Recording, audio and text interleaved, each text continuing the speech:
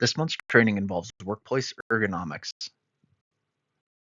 This training provides all employees with the knowledge to understand not only what ergonomics is, but how to recognize risk factors and early warning signs of musculoskeletal injuries, and best practices to avoid incidents and injuries related to your task movements, postures, and efforts. First, what is ergonomics? Ergonomics is a study of how your tasks, including the tools you use, the area you stand or sit, and the environment you work in, impact your natural body mechanics, or how the job fits with you. The primary function of ergonomics is to prevent musculoskeletal injuries, which are slowly developing soft tissue injuries to body parts like your muscles, tendons, ligaments, joints, cartilage, and spinal column. Believe it or not, everything you do in a day has some level of ergonomic impact on you. How your work area is set up, how you sit or stand, what postures you assume to perform your tasks, how your tasks are organized, what tools you use, and generally how the workplace functions can all have impacts on your body mechanics. Musculoskeletal injuries have some common types, including low back strain, herniated discs, arthritis, tendonitis, carpal tunnel, strains and sprains, as well as bursitis. These types of conditions take time to develop and are routinely caused by things like repetitive motions, poor postures, frequent heavy lifting, forceful push or pulls, awkward motions or postures, vibrations, temperatures, and even just general aging. There are a lot of factors that go into what makes a task ergonomically safe or not. The first factor is time duration, or how long is someone doing that task or exposed to something like an awkward posture, repetitive motion, heavy lift, etc.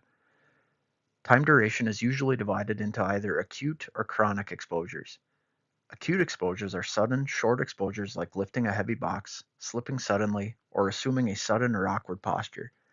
These can result in sudden strains, tightness, and are usually felt immediately and right at the point of the issue. Chronic exposures, as the name indicates, take a long time to develop effects.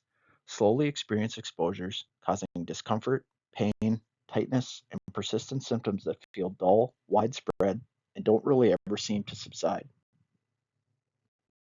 The second factor for determining if a task or area is ergonomically safe is to look at the frequency of the task, meaning how often is that task performed and how many times in an hour, day, week, etc.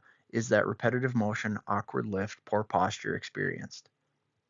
When we look at frequency, there are categories that further impact how frequency can be made more severe. Obviously, repetition greatly impacts where if we perform the same movement, task, or posture over and over again all day long, that raises the risk of injury. Cycle time also impacts frequency. We may perform one instance of a poor ergonomic within a larger task, but if that task cycles and that infrequent exposure is experienced once per cycle, but 100 cycles a day, it's notable and will raise the risk of injury. Lastly is speed or pace. If we have a workstation or task that should take 5 minutes, exposing an employee to, say, a lift every 5 minutes, but we are working extra hard and performing the same job in 2 minutes, now requiring two lifts for the same amount of time, the risk factors for injury go up. Ergonomics and productivity always go hand in hand. Improving ergonomics can make things much more efficient, but things like higher demand or the need for higher volumes can also absolutely create ergonomic issues if not planned for properly. Intensity is the next factor that greatly impacts a task or area being ergonomically safe. That is to say, what forces, meaning what pushes, pulls, lifts, or pressures, are required to do that task. When we talk intensity, there are a few contributing factors that make something more or less intense of a task from an ergonomic standpoint. The load itself, which is the physical weight of something needing to be moved, or the effort it takes to push or pull a cart or material. The internal effort, which is entirely relative to each individual, and that is your personal strength and what it takes you versus the next person on average to lift, push, or pull the loads in your task. Perceived effort is a good subjective way to identify your heaviest, most difficult push, pull, lift tasks. Asking individuals to rank how each task or motion feels can paint a clearer picture as to things like friction, the work area setup, promoting safe lifts, reaches, etc. add a lot of factors to the effort needed to move a load. Other things like what types of grips, tools, and vibrations are present when performing the task in your area, we'll get into those in the coming upcoming slide. Now that we understand the three main risk factors for what determines an area being ergonomically safe or not, let's dive into the specific risks that would typically be reviewed to make those determinations. The first risk is what heavy, frequent, or awkward lifts are required or performed when it's a given task. Heavy lifts, again, are relative. One person may assume something is heavy where another person may not. Because of that, a benchmark standard for what weight constitutes being heavy has been defined by NIOSH as anything above 50 pounds. Regardless of the weight, there are critical factors that should be considered and evaluated within each task where a lift occurs. In addition to the weight, what postures or how far away from your body do you need to lift or hold an object? This is important because the human spine, which will support anything you are lifting or holding, operates at a 10-to-1 ratio, meaning even a light 10-pound box held 10 inches away from your body will apply a factor of 10 to your spine, meaning that 10-pound box now requires your spine to put forth 100 pounds of effort to lift and hold that 10 inches away from your body. For every additional 10 inches, add another factor of 10. Similar to what we already discussed regarding frequency, in addition to the weights required to be lifted, held, and moved in a given task, how often you're needing to perform those lifts or movements impacts the ergonomics greatly. So what makes something frequent or not? NIOSH again developed a standard based on how many lifts per minute someone can safely assume regardless of the weight. Obviously, weight makes each lift more difficult. Low frequency lifts would be ideal and involve lifting something between 0.2 and 2 lifts per minute, or roughly every 30 seconds. This gives your body some time between the lifts to recover and get reset for the next lift. Moderate lifting involves 2 to 5 lifts per minute, or roughly once every 15 to 30 seconds. This frequency is where you start to experience things like getting worn out, developing stiffness, and needing to build up conditioning to get used to it. High frequency lifts involve anything over 5 lifts per minute, with the absolute human threshold for sustained lifting being about 15 lifts per minute, or once every 2 seconds. High frequency lifting tasks should be rare and revolve to limit that level of exposure to any one person in a task. Awkward lifts are exactly what they sound like. Any lifted or held material that requires you to assume a posture or movement outside your body's natural or neutral alignment to either initially pick up, hold, or place where it is going. There are many factors that would make an awkward lift. Some of the primary things to look for would be spinal flexion, or needing to bend forward to perform a lift or hand something off. As we just indicated with the 10-pound box held out at 10 inches or more, the pressure applied to your spine and low back compensates and risk of injury increases dramatically. Axial rotation is an often forgot about movement that can cause some of the worst back issues long term. Rotation at the trunk, twisting side to side, applies uneven force onto a back, compounded by the already added weight to hold something away from your body. Extended horizontal reaching is very similar to spinal flexion. Holding objects at an arm's length or picking things up from an arm's length away are really hard on your back. Lastly is vertical reaching. The human body is naturally weaker when needing to lift objects above the shoulder or over the head. Assuming lifts where you need to do this are very non-ergonomic and unsafe. The next specific evaluated risk when determining if a task is ergonomically safe is the postures it requires you to perform in that role. Awkward postures can be experienced both through personal choice as well as how a task is set up. Some of the more common postures to look for and avoid would be neck tilting forward or backward. Looking at the image here, similar to holding a box away from your body, any flexion or extension of the neck adds a lot of weight to your upper spine to hold that. Your head has weight and it is relatively heavy. Likewise, tasks that require you to look side to side, find you moving your head and neck side to side, greatly impact your ergonomics. Whether at a desk or at a workstation, how your back moves probably is the most critical component to an area being ergonomically safe. How you sit, stand, or need to perform movements impacts safety greatly.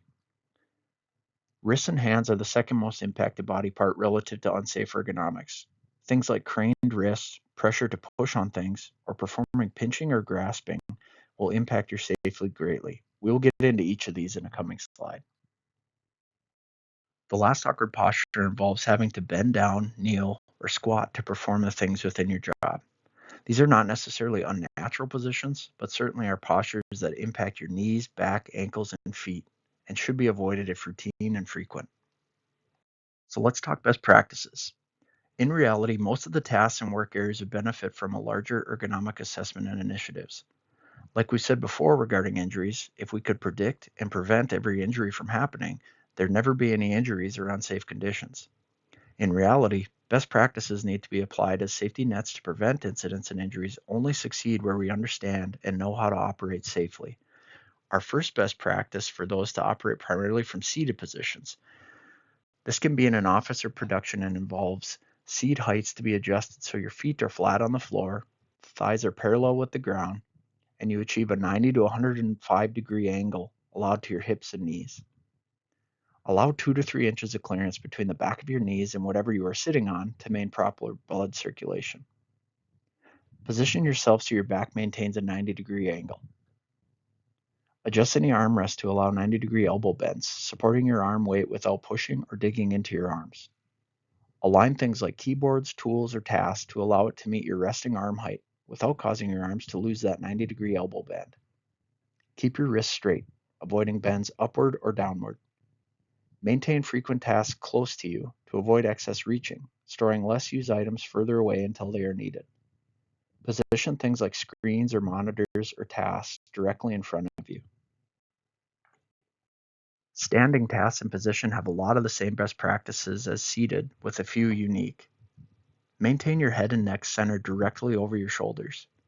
Avoid leaning your chin forward or backward as you perform those tasks. Relax your shoulders downward, allowing 90-degree elbow bends to meet the task you are performing. Maintain a natural curve to your back as you stand. Avoid locking your knees straight, which tilts your pelvis forward and hyperextends your lumbar joints. Maintain working height to allow neutral elbow positions, avoiding frequent work below the waist or above the shoulders. Utilize anti-fatigue mats where static standing postures are required. Wear proper footwear with good support. If a task is static, standing with no other movements, incorporate breaks or movements to avoid static standing for more than 60 consecutive minutes. Keep your wrists straight, avoiding bends upward or downward, and maintain again those frequent tasks close to you to avoid excess reaching, storing less used items further away until they are needed. Regardless of seated or standing, limiting low work is a critical organizational tool that can limit the need for poor postures or excess back force. Utilize engineering controls like things like stools, chairs, lift tables, work positioners, or tilters to better align the low work with your body. Optimize storage where hand stack or manually move materials are strategically stored on shelving at comfort zones and neutral heights. Utilize gravity or feed roll racking so the next item presents itself at a neutral position, reducing the need to reach or lift away from the body. Utilize reach tools. Utilize false bottom containers where the next lowest item elevates when the one on top is removed. Incorporate things like knee pads or matting where kneeling is unavoidable. Likewise, high work above the shoulders and head should be avoided if infrequent. Incorporate adjustable height workstations to allow variation for heights of employees. Utilize lifting devices where lifts or tasks require overhead or extreme reaches. Optimize storage to provide manually lifted or handled materials below average shoulder height and above the knee. And again, utilize reach tools. Repetition can be very common in most every task. We've discussed today the contributing factors of what makes repetition harmful. In general, relating to repetition, there are still best practices you can apply to keep yourself safe. Swap manual hand tools like screwdrivers or hand clippers for something like a pneumatic, electric, or battery-powered alternative to improve wrist exertions. Install automated systems where high repetition work exists. Design workstations so tasks stay within comfort zones and have adjustability for varying employee heights. Incorporate tilts and angles to allow neutral wrist positions. Utilize cross-training and job rotations to rotate employees to limit exposures in high repetition tasks. Ensure breaks are increased where job rotation or singular exposures are occurring for one person. Enforce cycle times and limit excessive pace to exacerbate problems. Incorporate stretch and flex routines. Change hands and positions routinely to limit strain on any one body part. Grips and handholds are another critical best practice to prevent finger and hand injuries from poor ergonomics.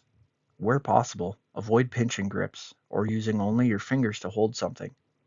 Humans are inherently weak when trying to hold things in a pinch grip. These grips require continual pressure and often find someone trying to pinch harder and harder to avoid the item slipping. Clasping grips, or things we hold with our fingers wrapped around a sharp or narrow edge, cause localized pressure on the fingers, resulting in lessened blood flow and even nerve damage over time. Review your work areas. Make sure the things you carry and move can be held firmly in the hands, including both fingers, palms, and supported with the thumbs to avoid awkward grips. Neutral hand and finger postures come into play not only for lifts, but with the tools and objects we engage with every day.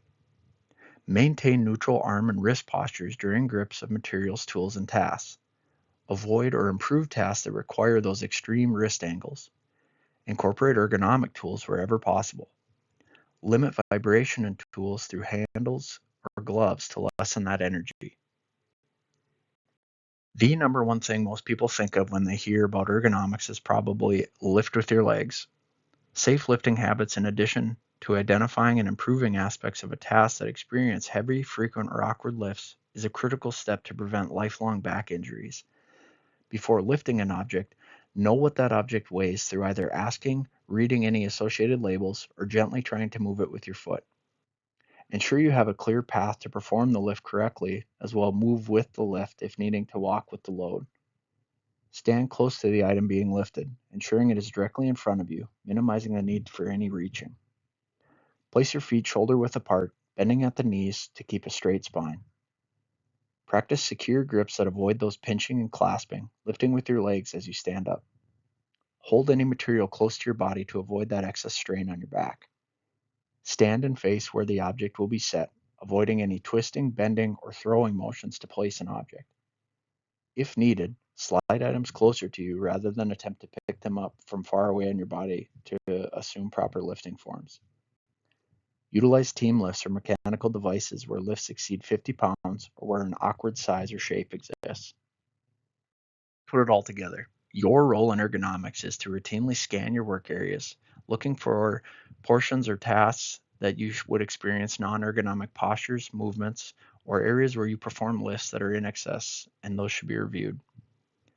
Utilize ergonomic best practices, including proper lifting techniques, grips, workstation layout, and utilize your breaks to your benefit to allow your body to rest, stretch, and prioritize your long-term health to stay ergonomic. Report questions, concerns, or signs and symptoms of ergonomic injuries, similar to any other condition, act, or incident that would occur. Take an active role. Work with your manager to evaluate your work area and tasks, being honest about the weights, forces, postures, and movements it takes you to do your job, and contribute to continuous improvement opportunities as they can be identified. Thank you for viewing this month's training.